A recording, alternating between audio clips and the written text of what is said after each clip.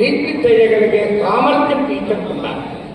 తరగతి గదిలో అనేకలు జరుగుతుంటాయి. కేవలం నేను పాఠ్యాంశాలే బోధిస్తాను, నా చదువు చెప్పడమే నా బాధ్యత అనుకుంటే పొరపాటు. చదువు చెప్పాల్సిందే.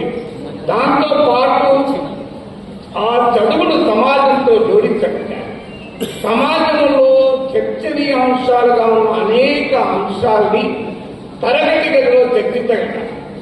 సమాజంలో మనకు అనేక అంశాలు చర్చనీయాంశాలుగా ఉంటాయి. వాటిని మనం తరగతి గదిలో చర్చించడం ద్వారా ఒక ఉత్తమ పౌరులుగా మన బిడ్డలు తయారు చేయగలం.